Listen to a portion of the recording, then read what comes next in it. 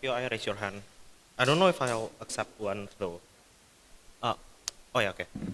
Bentar. Check. Audible nggak? Oke. Starting my speech in 3, 2, 1. Several important setup before moving on to my contribution. How does it look like for sports team to be owned by local government? One, this looks like Bali United being controlled by Bali government as the local government as opposed to private corporation. Secondly, majority of control to local government looks like, local government will have more than 50% of the share for the company. That's when you have majority of the control within the company, within the teams, right? Private corporation and investor will have little to no say to it because, sure, they can still invest to the teams because it's not completely owned by the government, but they will still have less amount of shares, for example. Hence, it generates less amount of say for them to direct the team at the end of the day. Thirdly, I think government that we talk about in this debate is government in areas that is moderately developed, right? Because probably if you are a region that is underdeveloped anyway, those government will not set sports team ownership as the main priority. I think this debate to operate, I think it should operate in a moderate areas where government can fund it, right? But fourthly, even if we talk about underdeveloped local government for some reasons that is very unlikely, I think understand that local government in those areas also get backup from central government in terms of financial, right? Especially if they are smaller region that are still relatively underdeveloped. So that's their financial safety net, even for smaller region government, is also ensured in our side of the house. Several arguments then. Firstly, equality. For sports to be interesting, you need to have competition, right? And have for you to have competition, for sports to be interesting, I think you need to have competition, and for competition to be interesting, you need to have a relatively equal playing field, right? This is important because the purpose of sports is entertainment, right? Because a lot of people watch sports for the entertainment, or maybe competition is also important because what athlete needs when they go to playing sports, for example, is to proliferate their ability, for example, is to exercise their ability to the maximum extent, and you need good competition to do it. What is the problem in status quo? I think there is a competitive disparity in status quo because clubs are mostly privately owned, right? There's less safety net for those teams' financial condition because private entity stand alone. They have no backup. Should they lose the competition, for example, they cannot have any budget at all because that's the only way they can get income, for example, or maybe their investor will pull up the moment they loses. That's why there's no safety net, financial safety net whatsoever for smaller teams in status quo when they are privately owned because they cannot win the competition every time, and if they don't win the competition, they loses. What changes in our side? Two things. One, there's safety net in the form of government budget that will always exist regardless whether you win or lose the competition. This is important because you need this to make sure that teams can stay afloat all the time because at least they survive in our side of the house even if they are smaller teams, for example. And this is crucial because the prerequisite for you to be able to bounce back and win the competition at the end of the day is to be survive first and stay afloat at the competition first. That's the prerequisite for you small teams to survive in our side of the house. Yeah, we fulfill that. Competitive in their side of the house, if they loses, they will be trapped in the bottom line of competition and they will not get any budget whatsoever. Secondly, I think there's more pressure for team to win because if you are government owned, I think your team will be more tied to local identity, for example.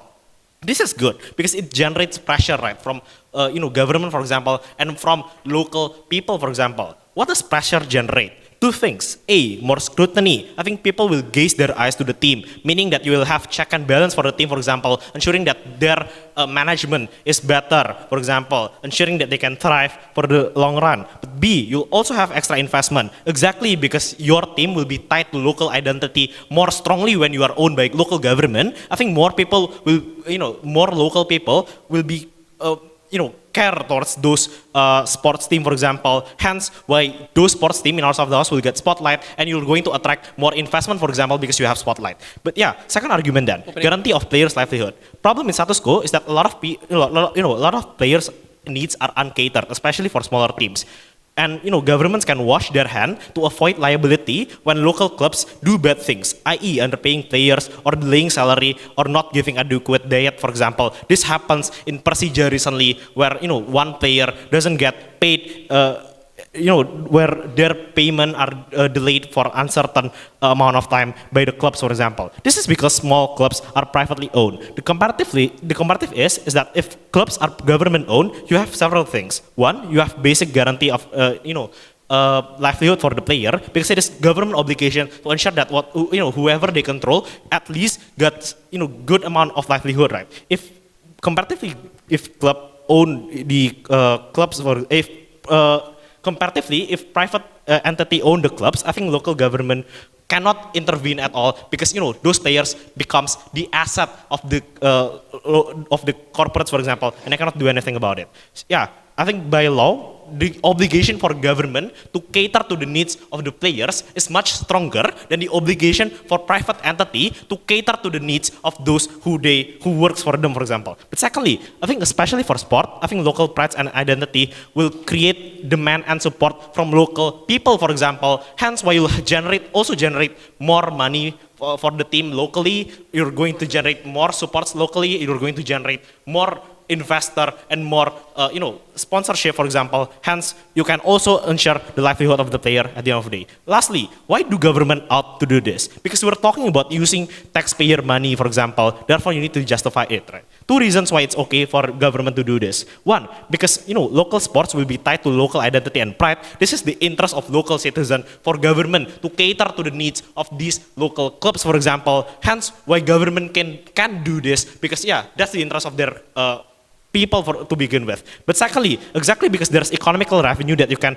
reap through this. E.g., the amount of money, the amount of profit that you get out of this team will be streamed to government budget, for example. Hence, there's net benefit that you get as a government that can increase the amount of taxpayer money that that can become a significant increase to the current taxpayer money that you have anyway. And you also have, exactly because my previous argument explained to you, we're going to ensure players' livelihood better in our side of the house, and those players are your citizen to begin with. I think it's perfectly okay to justify using government money to ensure their livelihood stays afloat. For those reasons proposed.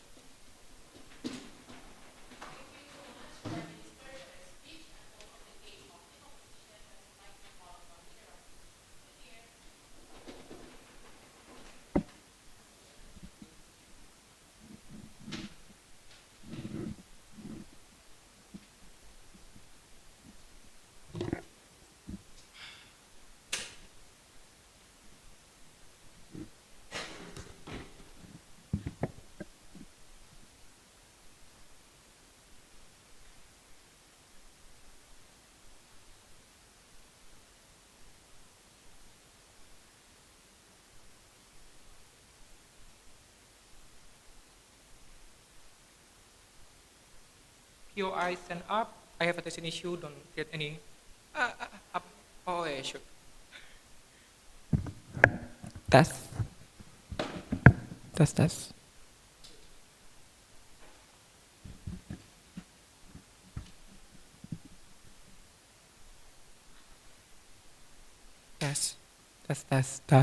A, I, U, E, O. Okay. Yep, POI stand up. Pronounce he, him.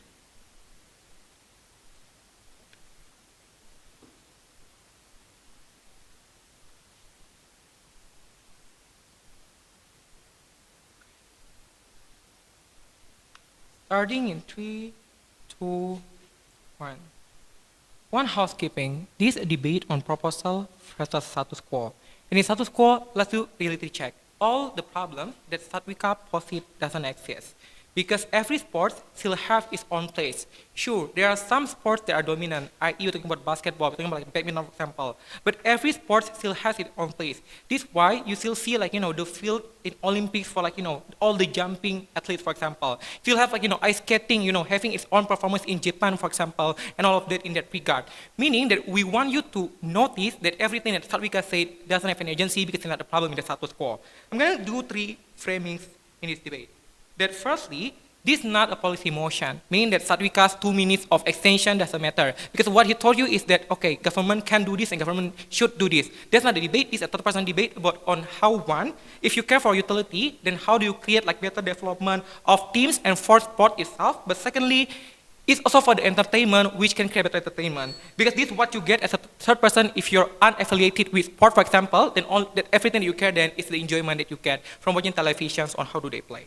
But secondly, I want to note that this is not a policy motion, then there is no fear of feasibility of full success in their side. Government will have the burden to prove why everything will be successful, why every field of sport will be equal in the side of the house. I'm going to challenge that in my substantive letter. But lastly, how the counterfactual looks like in our side. I think that is the privately owned sports, i.e. how teams are owned by NBA, NFC, for example, British Premier League, for example, for the teams in US, or by Manchester, that own Manchester City and United, whatsoever. We propose this kind of ideas. Two things then. One, how do we get better management of team sports? But secondly, how do we get better competition that also leads to better entertainment and investment? Firstly, on better management. 4 reasons why in their side it's going to be much worse. Because A, government has too many things to focus and is very volatile. Because A, there is a different internal and international demands. Probably, you think that in government, you care for sport, for example, in the government side, I mean.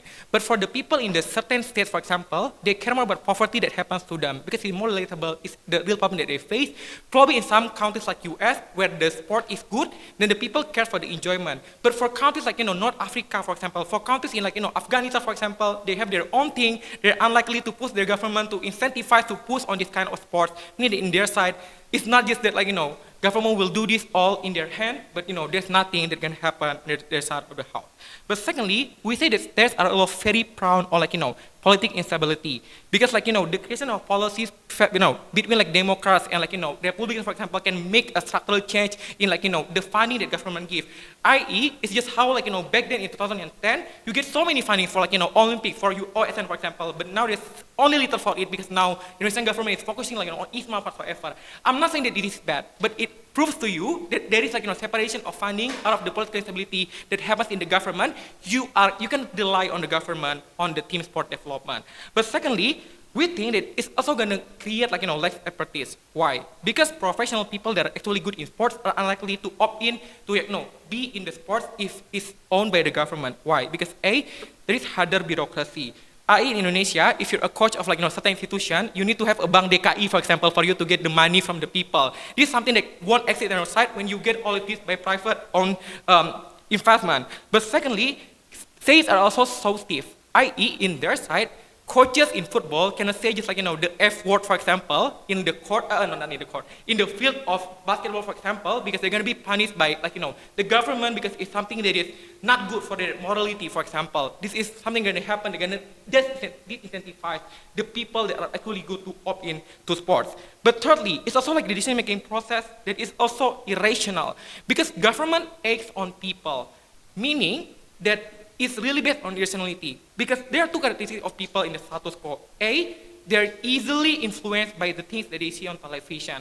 I.e., if they had certain athletes from certain sport, they're gonna assume that the sport is bad because all the athletes are probably not good, that don't have good behavior. But secondly, they're also easily open to all the cancel culture, for example. I.e., if they think some sports like badminton don't win in the Japan Olympic, for example, they're gonna say to the government, hey, we should just invest on basketball because we already lose on badminton, for example. This is not how you do sport, I think. But lastly, there's also unbalanced quota of sports field. Because in our side, I'm gonna posit that probably there are more investment on badminton rather than volley. But at least investments varies because we can get it from any parties, for example.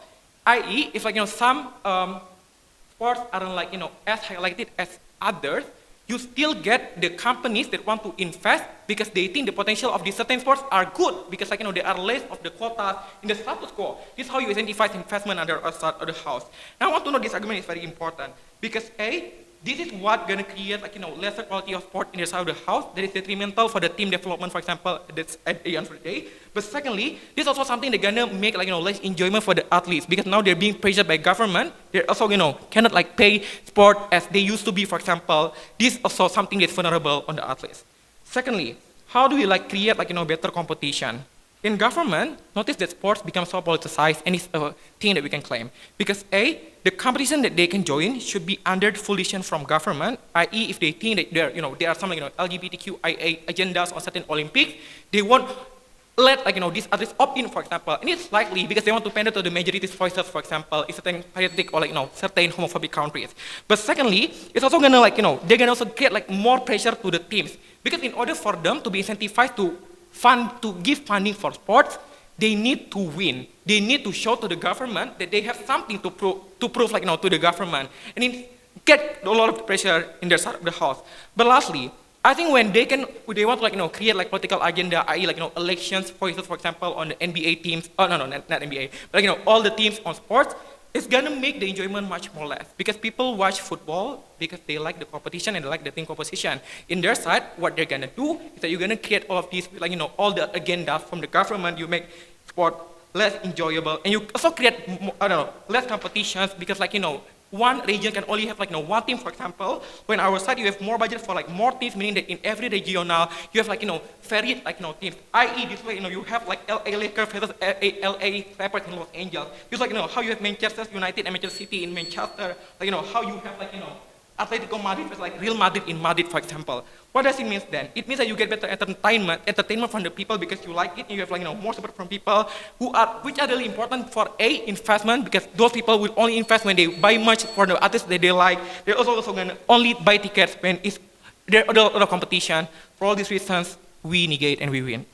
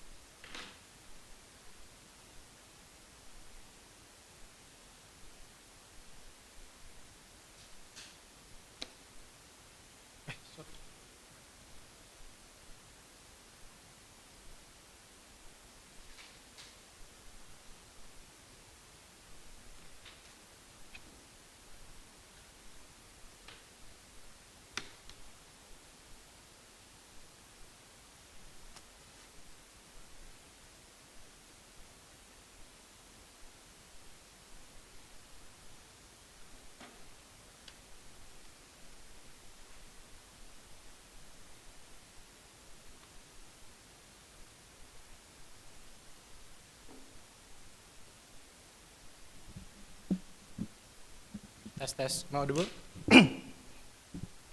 Cool.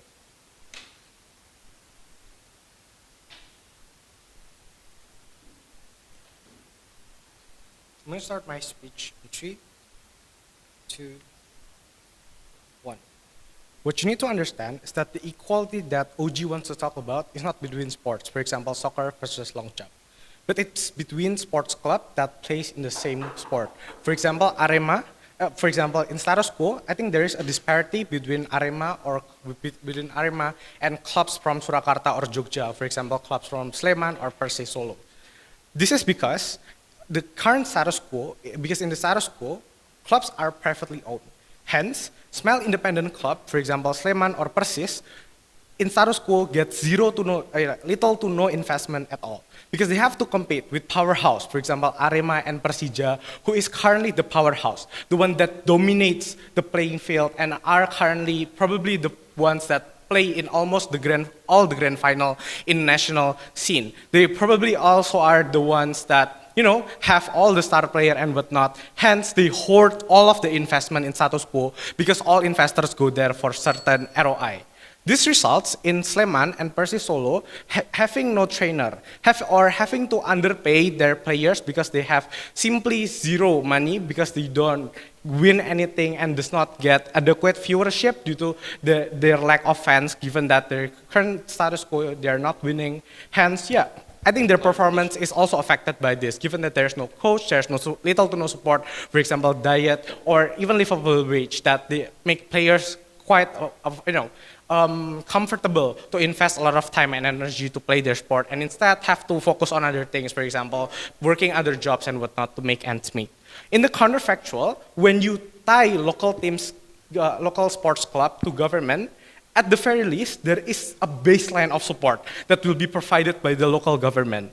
This looks like government will at least inject some certain amount of money and whatnot that will be able to be used by the club to give livable wage or somewhat higher, good enough coach and provide somewhat good enough diet. This is very likely because of two reasons. Firstly, when you make, a sports club owned by the government, it means probably the players and the staff will be treated like PNS, or the club will be treated as the government asset. Therefore, by law, in status quo, it is the government have the obligation to give them adequate support, funding, and whatnot. Sure, it will not be that big, but I think it will be very good to the very least. At the very least, I think PNS salary is livable. They have relatively enough good lifestyle, even the lowest form of echelon, or at least PNS have, adequate food and whatnot that will probably be healthy enough. Therefore, given that there is this baseline of support, at the very least, the players from, for example, small teams from rural Indonesia or from, even JKT or Solo, which are currently heavily dominated by the national scene, will at least have the energy to perform well, will at least have the, relaxed mind to focus on sport instead of thinking of how can I feed my wife and my children if I continue in this. At the very least, I think, yeah, it will not be that big in comparison to status quo. I posit that this is good for two reasons. Firstly, it will make Indonesian competitive much more, Indonesian circuit much more competitive. This looks like the match is getting closer because the performance is not that bad. At least the players from rural region is not starving and somewhat have the basic knowledge from preferable coach rather than no coach at all in status quo. I think more competitive circuit is inherently good for two reasons. Firstly, it means match are more fun. It means at the very least, Persis versus Arema will not be 14-0, probably 3-0, but yeah, that's a much comparative. At least the match is more tense. Hence, I think when the match is much more fun, I think there will be more people willing to watch it. At least people from Surakarta will want to come to the stadium and support their team because at least it's not as bad as Massacre as before. But the second thing is that when, circuits gets more competitive, I think there will be more development because players play with better teams. Player plays against better teams. They will see that smaller clubs are actually developing. Hence, probably like bigger clubs as well will invest even more development towards their player because they fear that these local clubs that are rising, probably clubs from regions that have relatively good local government, but for example, JKT or Jawa Tengah, who have enough or adequate resource, starts to fund their club. Hence, I think overall development will occur. But the second reason why this is inherently good is, at the very least, irrespective of the sport getting more competitive and fun or not, people get wage. This looks like players from Persis Solo that currently gets only 1 mil a month gets a lot of anxiety from whether or not they will be able to have any future at all, or a lot of players from regions that makes them have to co-op into sport because this is the only way that they can live. At the very least, all of these people will get minimum wage because they are working in a government entity. I think that's inherently good. Let's engage the opposition. They talk about mismanagement, and after that, I'm going to preempt corruption. Two reasons why management is better under our side. Firstly, I posit that governments are usually tied by a lot of policies that determine how they manage their asset. This looks like BUMN management regulation, which forces them to, hire, adequate people who are reasonably good at management, or, for example, determine how much money can they take and whatnot. But the second thing is that exactly check and balance in terms of management is better under our side. Because when clubs are government owned, there will be more scrutiny from the public or society, especially because it's sport. I think, when you make sports club locally owned, I think people will feel that it's their taxpayers' money which will be used to fund the club and whatnot. Hence, I think there will be much more check and balance. But let's preempt corruption then. Probably this is might come out of the case. I think embezzlement and misuse of money club will be much worse under their side. At the very least, when it's owned by government, we have BPK and anti-corruption bodies which have the power and privilege to audit and check government asset.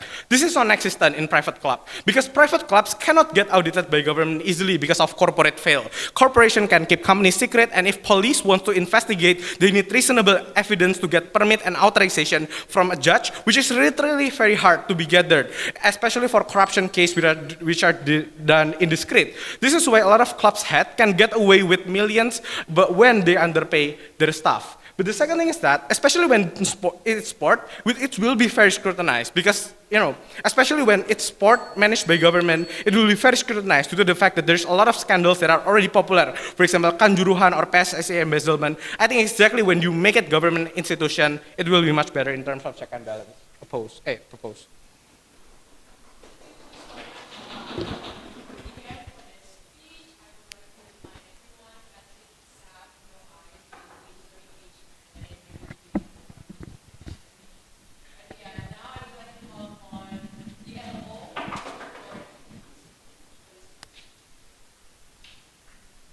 Hi, can I be heard like this? Great. Probably taking one POI from Pinay because I know he's eager to offer me one. Just before I start, thank you everyone. I love everyone in this room. So, and I'll try not to name drop anything so that this video is not going to be taken down. So yeah, that's that.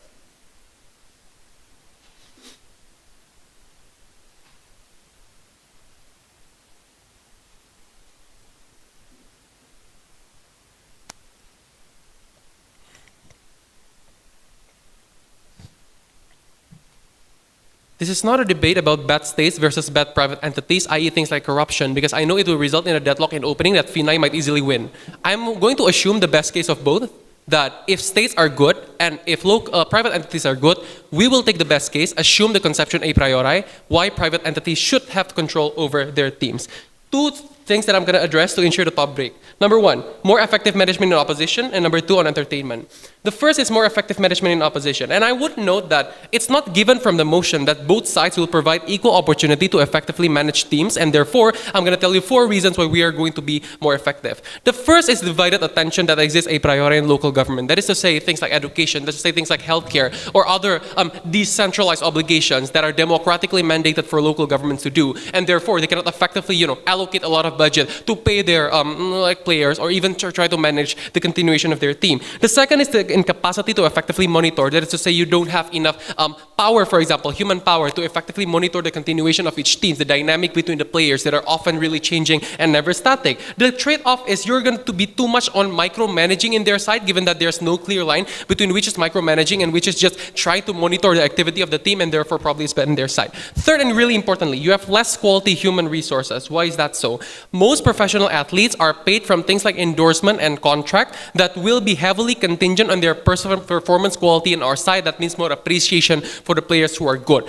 What will happen under GADJAH? 4 different things. Number one, the regulations that will be implemented by local governments are going to be more restricting and going to be more suffocating. Even now we have salary cap. In their side, we will lower the salary cap to ensure competition. In their side, they will make sure that the players do never speak up about anything because they don't want their decorum to be disturbed. Second, in their side, you will be continuously working with bureaucracy. That is to say, it's really hard for you to climb the ladder, right? It's very hard for you to get pay raises, for example. That is, I think, almost regularly happen in our side. Thirdly, is that you will work as administrative employees or PNS, just like what Ryan said. I'm going to argue that this might be good for other work field. It's not going to be lucrative for athletes, insofar as athletes' performance can, really exponentially rise at such a short time. And presumably, you don't want to be linked to that status as being an administrative worker. That is very hard for you to get payers and stuff like that. But lastly, players are not going to be individually valued. You have less individual appreciation. You have less individual, recognition for players who are actually good, who are more contributive to the team.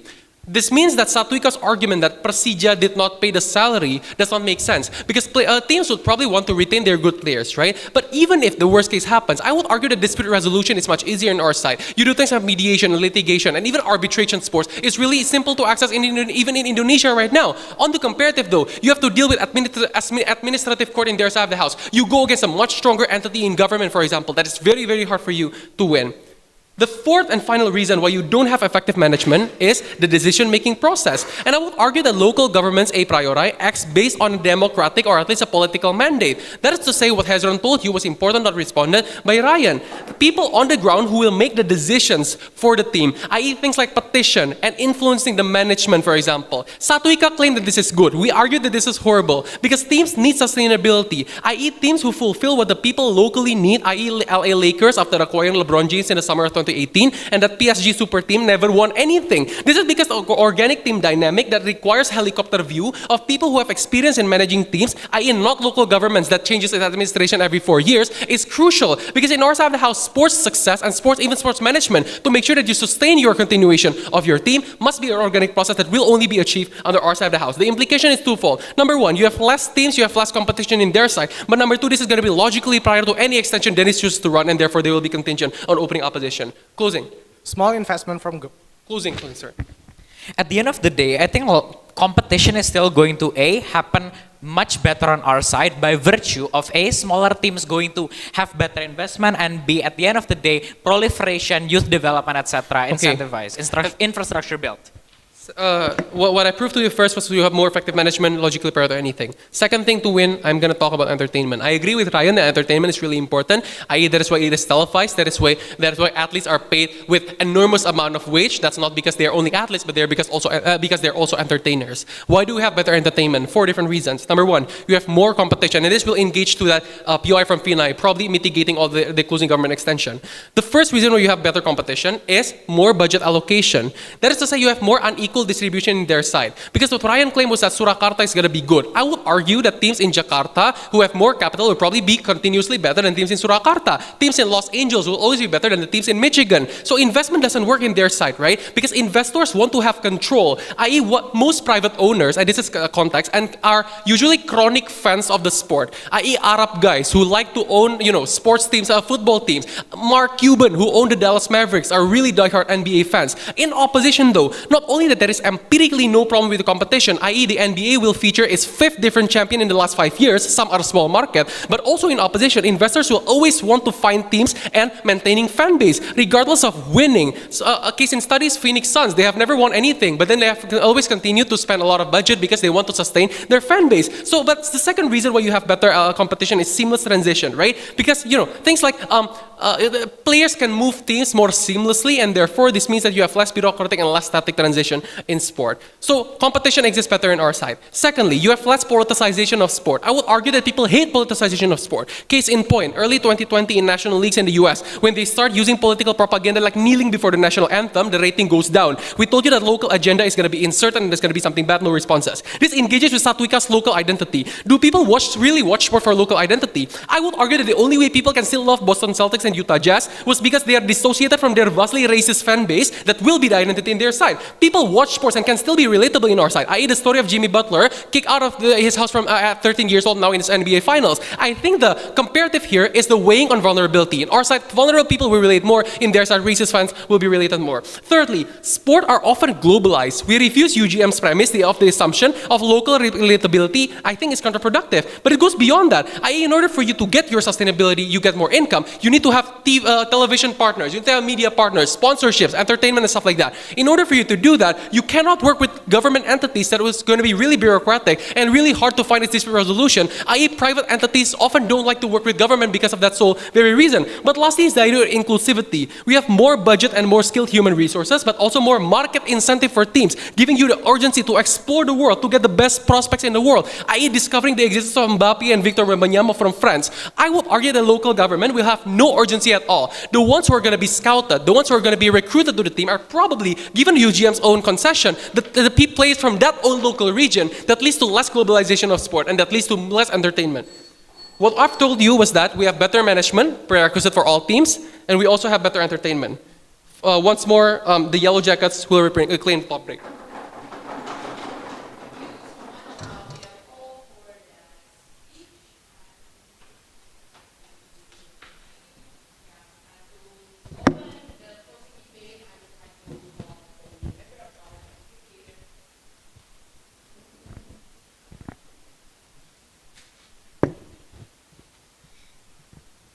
This is okay.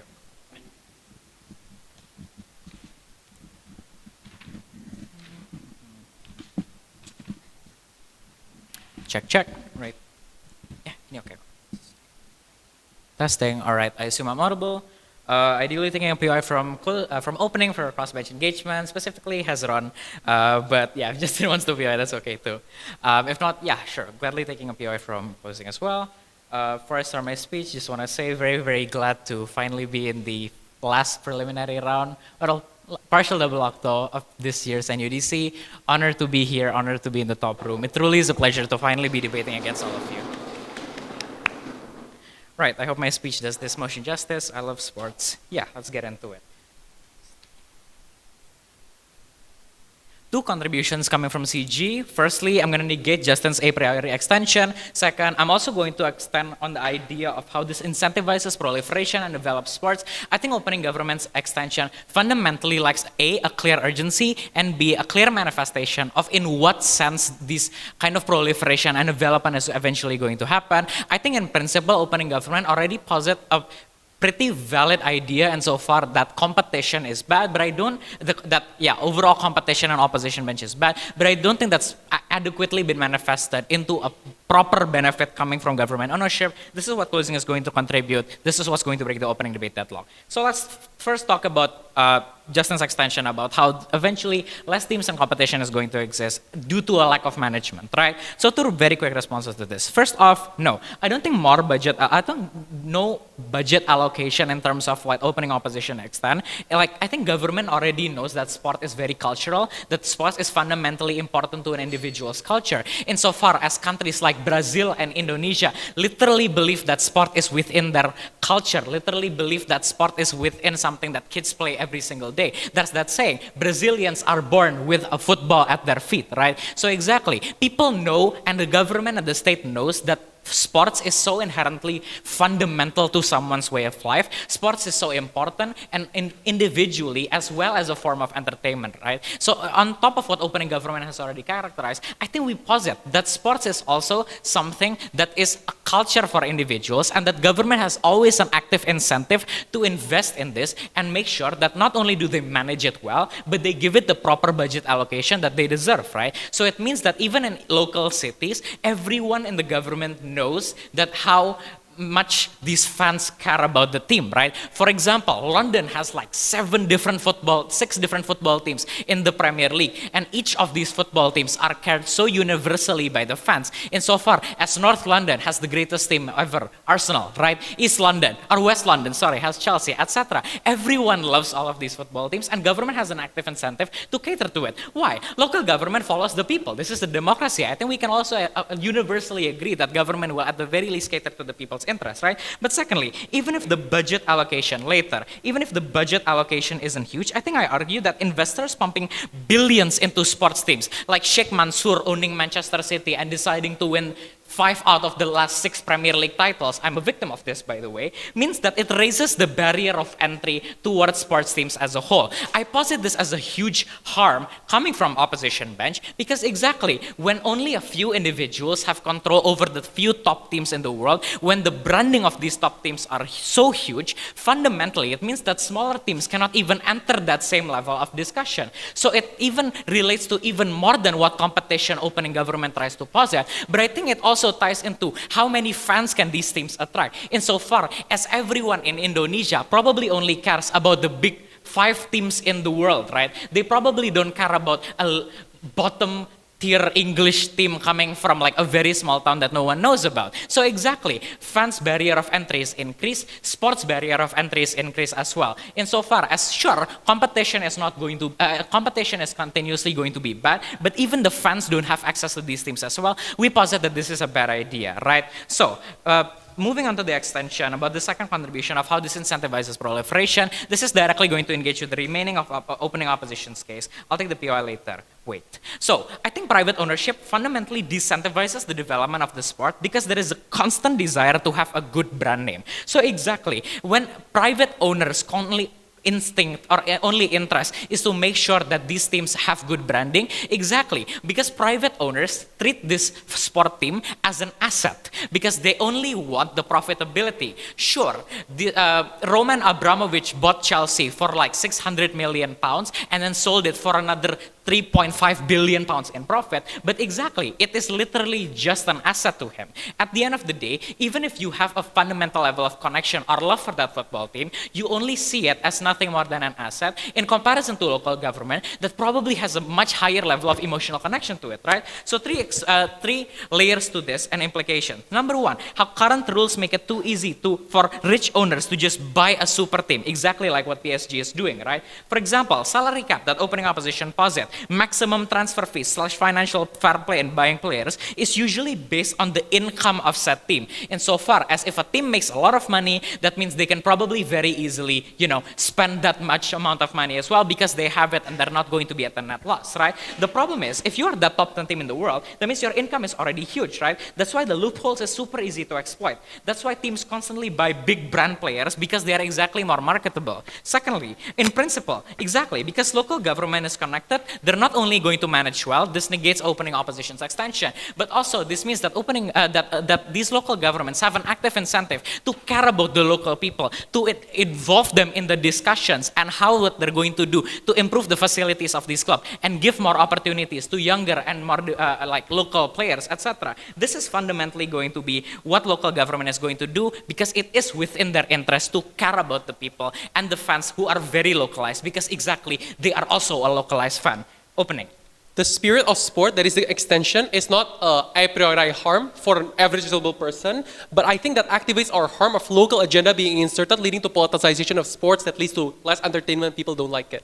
Okay, I'm going to prove why entertainment is going to be much better on our side. Third and last point. What is a universal government agenda, no matter where you are, is development. And that is exactly what's going to happen in closing. So Hezron's push about governments in Afghanistan make it even more important, even if this is a completely extreme case. CG is the only team that's engaging to this. Exactly. You increase the livelihood of the player and actually give them a way out. Why? Because local governments are the only ones who have an incentive to not care so much about the huge global brand, but instead actively develop and incentivize local talent and the youth development, right? So exactly, even in the extreme case, there is some level of survivability because players from Spain in Barcelona are going to get a chance to play for Barcelona instead of just some random team, right? So exactly, and especially when opening governments push simply asserts that there is going to be improvement, it's unclear, A, why that exclusively exists in government. We prove to you how there is an active incentive to do that. So exactly local governments is the only actor that can actually help. And two,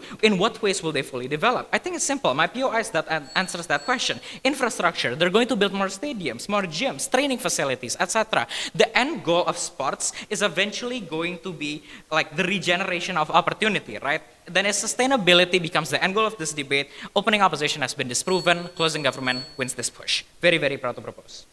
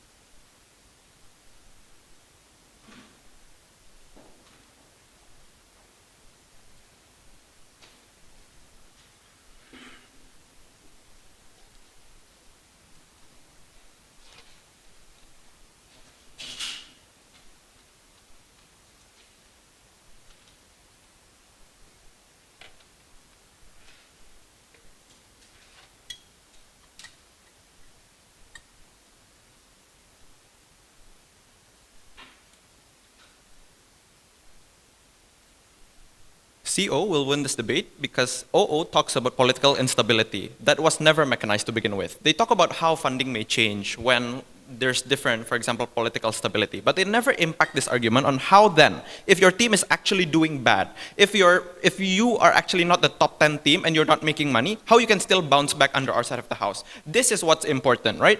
Now, I'm going to directly engage to OG. I'm going to give one clarification. Not that even like teams like Arema, Persija, and etc., they are still privately owned because there's so many politicians that invest in these types of teams, right? It's impossible to have one team that is locally owned. This means that you have to put your APBN towards these kinds of teams, right? Now, the OG comes to this debate talking about why you need an additional pressure to win. Note that all sports teams' names usually carry a certain local identity, such as Miami Heat, such as CLS Knight Surabaya. So even though it is actually like privately owned, you still carry the identity of your city, for example. All teams also have enough pressure from their fans. We don't get how additional pressure from politicians that will push, that will actually be beneficial for the players to do better, as if the pressure from fans are not enough. Second, they talk about representation. If you only want, like, for example, popularity for your city and etc., we think that there are individual sports that exist where you can compete in Pekan Olahraga Nasional, for example, or PON. So we think that you still have representation in other forms, right? Third of all, PM also talks about why this should be applied to huge cities that are already well developed. But note that DPM come to this debate and talk about small team. So we question their stance in this debate, right? Fourth, even if you want to do check and balance, it's still not enough because your benefit heavily rely on your teams actually keep on winning over time, right? So under our side of the house, like, what happens if your taxpayer money don't get return on investment? That is one of the things that should be answered. We'll throw that to CG. Now, we think that under our side of the house, things such as corporate audit still exist. Things such as like investor who invest in Manchester City is going to demand for check and balance. Like these huge franchises also have stock option. So we think that this is also symmetrical under our side of the house. Then I'm going to talk about my extension then. How can privately owned teams be more beneficial? We think that under our side of the house, we still have Miami Heat, Cleveland Cavaliers, Persebaya, and etc. All in which still carry the identity of their city, but the funding is different, right? We think all of this has private investor, but still uses the state's name. This steals OG's benefit and CG's benefit on culture. Because fans actually don't care about who owns it, they only care about the name of these huge sports brand and if whether or not these teams actually win.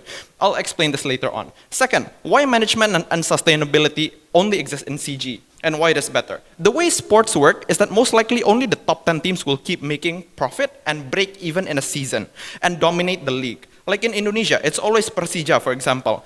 Like, even like you've never heard of PS Riau, but they actually exist, right? And you've never heard it before my speech. Now this shows three things. First, there's a constant domination in sports team that exists. Second, you need lots of money and management to literally bounce back. You have to buy the best players, you market them, and then you can eventually jump from like 40 ranking to the, for example, top 10 ranking. Third, even local fans won't financially contribute to their own teams because they keep losing. People don't want to watch a team that keeps losing. People don't want to buy a jersey and etc. If you look at Persebaya with their fanatic fans, the prerequisite of you to be able to get these kinds of benefit, or else the fans won't actually glorify you, is that you need to keep winning. And this only exists under our side of the house when you have the capability of purchasing power to buy, to constantly trade players and etc. Now I established what happened when domination in sport exists. Let's compare a clash about management on government side versus opposition side. I'll split into two layers. First then, let's talk about bureaucracy and why decision making is bad. In local government, probably your investment will come from APBN. You allocate hundreds of millions of taxpayer money of these rupiah to build stadium because all sports teams need a home stadium. Second of all, you also need to, for example, have a stadium that is up to FIFA standards. Third, you also need to sign players, have contract that is expensive. All of this is contingent upon a gamble that you might actually get return on investment upon your people's money. Right? Government has three obligations. First, you need to spend and allocate APBN for people's welfare. Second, you need to build infrastructure and etc. Third, even if infrastructure already exists, like hospital and etc., you still have a higher obligation to give further benefits, such as actually pension money or maybe free education and etc. We don't see this as a sudden urgency for government to want to sacrifice the people's welfare for entertainment, and on top of that, it's still a gamble that you actually like have return on investment. Their form of entertainment highly rely on the fact that their team actually perform well. What if their team don't perform well, like their team is not on the top 10 and people actually don't want to watch or actually support you, right? Now, why this is harmful for bouncing back? If your team lose a lot, if your city is not in the top 10, you most likely is going to bleed money. Two reasons for this. First, viewership only exists when people want to watch team that is actually like doing well or stable at least, like top 10, top 15, okay. Then what happens to the other top 20 team who don't do well, right? Second, teams who win have popular players that are going to be expensive, such as Messi, Ronaldo, and etc. It takes a lot of marketing and investment towards these kinds of players. So we think that that can only exclusively come the moment when you have more funding under our side of the house. This is harmful. Why? Because under their side of the house, this lower the chances of local-owned teams to survive. If they keep losing, you are forced to buy better player at the expense of your taxpayer money. Because then you have to throw away more money without return of investment. The people will then start to question, like, is my government actually like spending my money well? Like you're stealing the APBN and then like throwing it on a gamble exactly because you want to bounce back, right? Second, if you don't buy, you keep performing with a stagnant team then because you don't buy a new player. This is bad because you keep spending, but like you still have no viewer. Like the fans is already mad at you because you're spending their money, and the fans or the people or your local people already lose respect towards the government and lose trust. Now, what is the comparative in CG? We have a better opt-out mechanism if a team is at a verge of loss and bankruptcy. This is the most important case that everyone should be talking about, right? Because it's not only about, oh, whether or not competition will exist. We think competition will exist either ways because you already have an established league. But what happens if team is actually not performing well? Under our side of the house, you have the option, for example, to add more investors, right? This means you promote, you ask whether or not other stakeholders want to join in and then like help. But even in the very worst case scenario, you can sell it to another company or individual. You cannot have this happen under local government because once your team is already losing, you cannot sell your local government team, right? Second, if it's locally government owned, like we think that at the end of the day, we're going to benefit much more and we're going to win. Thank you.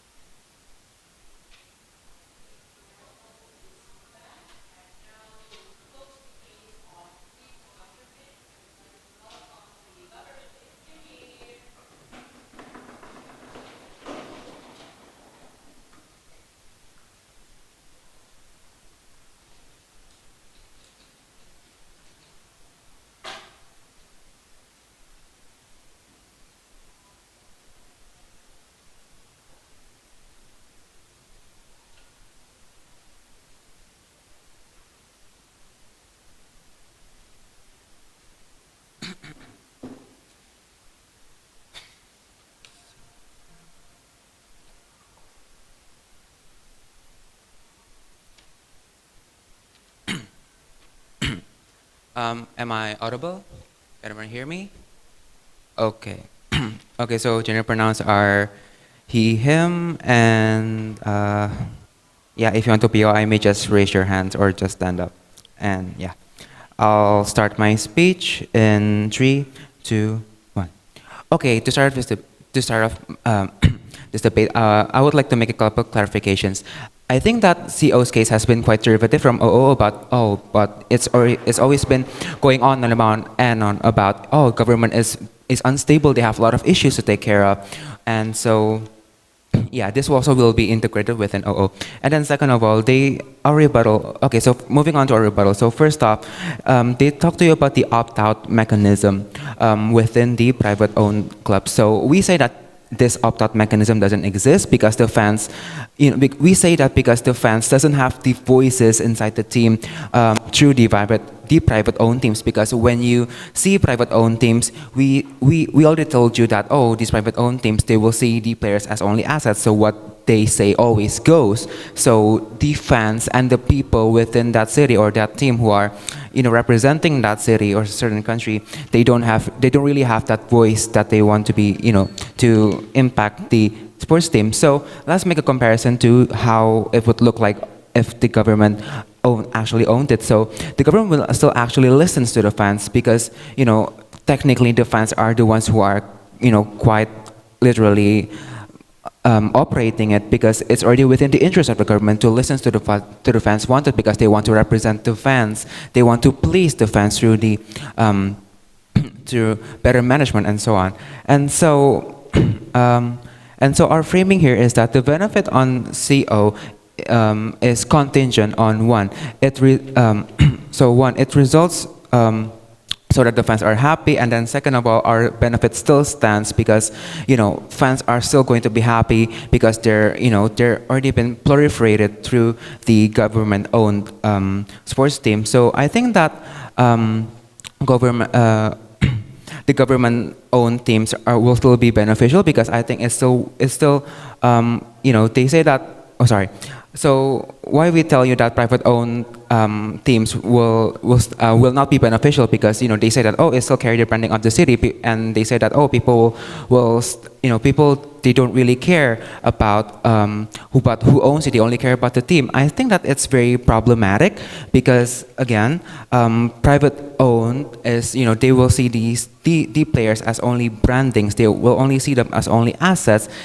What they want to is for them to only win and so on, and all they care about is winning and only that. And so that is why we say that our benefits through the government owned will still stand, because the government, they have the incentive to proliferate these teams and to actually better manage it compared to private-owned teams. And then let's talk about OO. So they said that different thing has to be, the government has some different things that has to be taken care of. So because some countries, they have different problems, they have unstable things that they need to take care of. They can easily allocate money to certain things, etc., because the government can only focus on one single thing, and so yeah. And yeah, we say that sure, different countries has different problems, and we say that still sports is still important because why?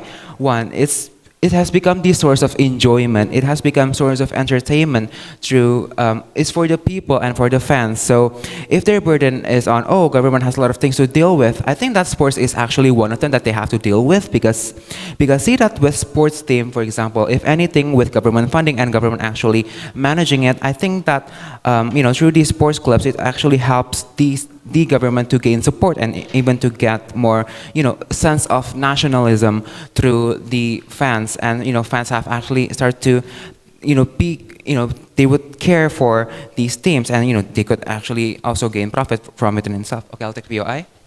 The reasons why sports are lucrative for local governments in their side are exactly the factors that will disappear in their side. You have no competition, you have no funding, and you have no entertainment.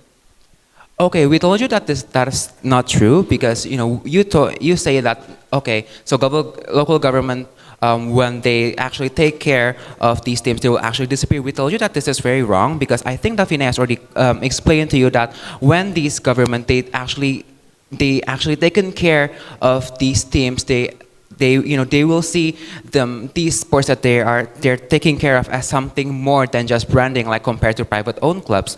And so yeah, and then this will also be integrated within my speech. So then it leads on to they told you about the burden of there's this pressure, for this constant pressure that these teams have to win. But we say that the pressure is still okay. Why? Because it means that these clubs are going to try harder. These pressures are going to eventually lead them into winning more and to practicing more and more harder for them to eventually win the tournament. We say that pressure is still okay as long as it's still a healthy, competitive, and legal process. And I think that these legal process will still be ensured because again, it's going to be held by the government. So yeah, and so third of all, so they said it leads to more pressure for these.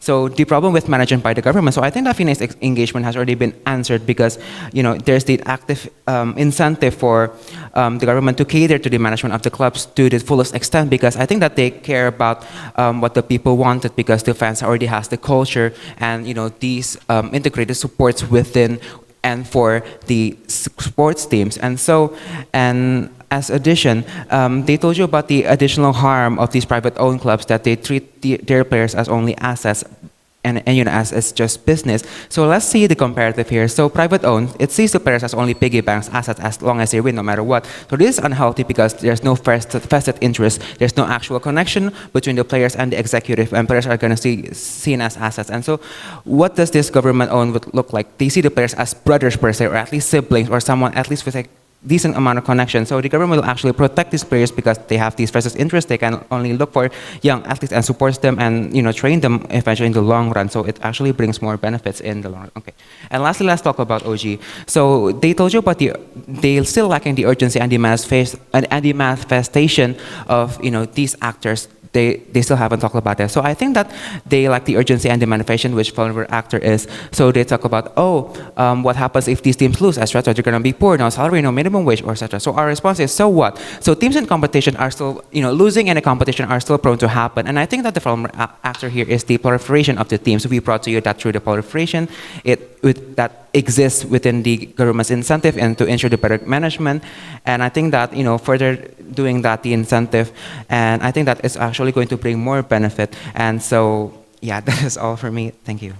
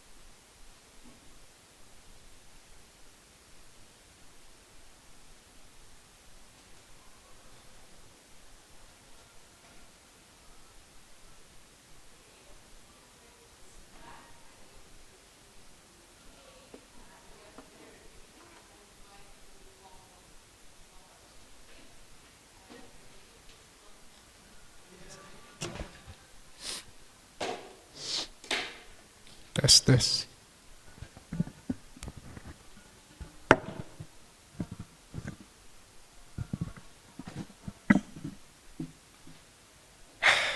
I'm assuming that I am audible now. Okay.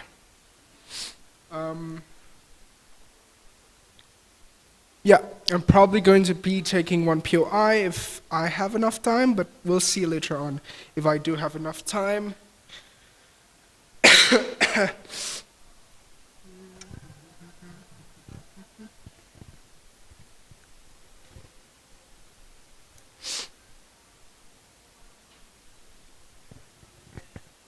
All right. I'm going to start my speech in 3, 2, 1. You tell me that I am a derivative from opening opposition. Well, you said that I've told you that regardless of government, Dennis told you that regardless of government being good or bad, or company dance being good or bad under both sides of the house, inherent need of government that are very slow, bureaucratic, and have a slow decision making is inherently harmful to the sport itself. This is not a derivative, this is something that's new and exclusive, only coming from closing opposition, not a derivative.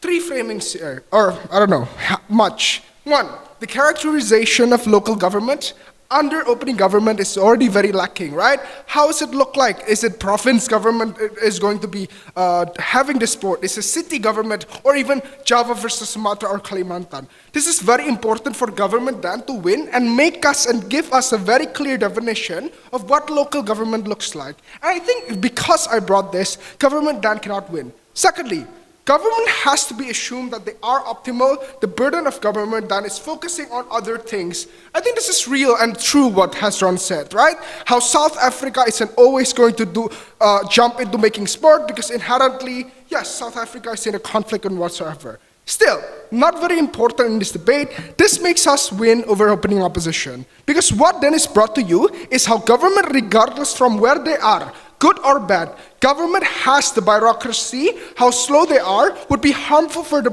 sports itself. And even also harmful for the policy making in those local governments. Because there's need to have those fast decision making, i.e. roster changes, i.e. trading players, i.e. different strategies that we're going to use. And then exactly because then governments aren't able to do this. Regardless of government good or bad, the bureaucracy would be harmful for the sport itself. Now, even if government underside opposition, opening opposition is going to be fast, right? And all of the assumption that they're going to be fast. This then create the demand from people to actually have fast policy making that benefit the area also. I.e., roads are still broken. If you're able to change all of your rosters, all for the sports very well, very quickly, how are you unable to fix the problems that we have in local governments much faster or in the same pace as fast as those roster changes? Then, even more harmful, even if the government is optimal, underside government, right? Second framing, right? Players, why do players go into sports itself? Athletes go into sports not because they need money or what they want money, but because of the love of the sport itself. This engages to opening opposition and opening government, right? I.e., debating is very competitive. Very likely that you're going to lose. Very likely that you're going to lose. You pay for your hotel, food, etc. But still, we love debate. This is how athletes are. This framing kicks out government out of this debate and also opening opposition. Regarding also Justin talking about, oh, athletes have other methods of looking for money. That is not important because inherently all athletes just love the sport. We solve the deadlock of player livelihood under opening government and opening opposition, right? So all of the regarding money wages for inherent athletes are not important in this debate because athletes are ready to live in little rooms as long as they can do what they love. This is our contribution and it's much more than enough to win us in this debate. Okay, before that. Competitive clash is elitist and symmetrical. The most certain benefit is OG's baseline protection of vulnerable smaller team player and staff due to PNS and BUMN treatment. Most vulnerable because in status quo model, zero money and support for them. Yeah, I already told you how it's irrelevant then that this player have actual money or want money. All they care about is they are able to do what they love. They want to play soccer, they're able to do soccer and whatsoever. Regardless of the money or not, they're ready and they are full capacity and mental. They already accept even if they don't live a good life, they can actually still play the sport. So inherently uninteresting POI here coming from opening government. Now let's engage down to the cases of each teams. Opening government. If opening government's main benefit is equality in sport, we have to question then if indeed local government do win.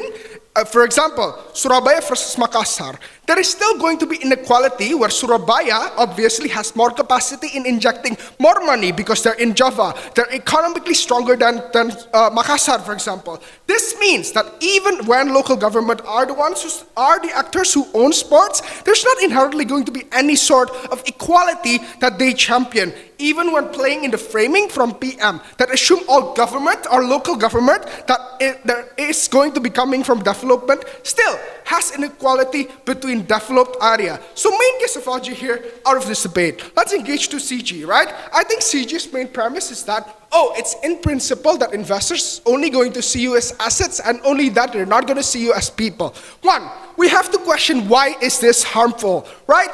Vinay, it isn't exactly that isn't it exactly that investors see you as an asset? They do not want to lose the inherent millions that I'm investing into that company or into the players itself, right? This is inherently why most of the investors are incentivized to focus on their investment.